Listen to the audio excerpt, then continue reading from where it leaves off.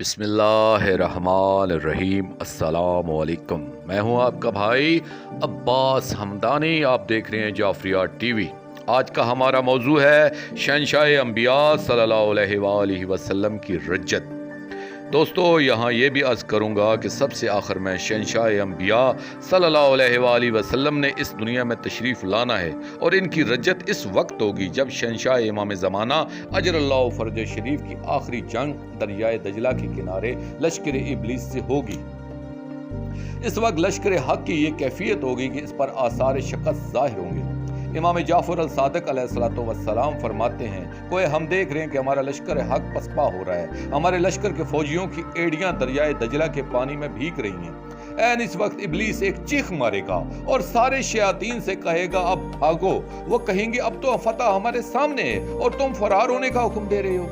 وہ ملعون کہے گا کہ جو میں دیکھ رہا ہوں تم نہیں دیکھ رہے، اب وقت معلوم آ چکا ہے، تم سارے ذرا اپنی گردنیں اٹھا کر آسمان کی طرف دیکھو۔ وہ سارا لشکر ابلیس آسمان کی طرف نگاہ کرے گا تو دیکھے گا کہ شہنشاہ انبیاء صلی اللہ علیہ وآلہ وسلم آسمان سے نازل ہو رہے ہیں، اور ان کی میت میں ملکوت کی لشکر صف در صف اتر رہے ہیں، اور ان کے ہاتھوں میں آتش جہنم کی تلواریں شعلے اگلتی ہوئی نظر آئیں گی۔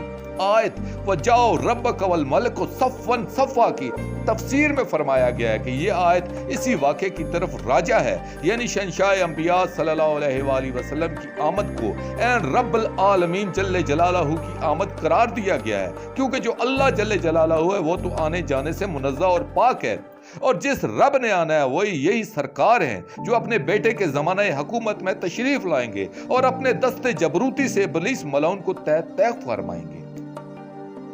آمین یا رب العالمین۔ دوستو، آخر میں شکریہ ادا کروں گا اپنے مرشد کریم سید محمد جعفر الزمان نقوی البخاری سرکار دامت اللہ تعالیٰ کا۔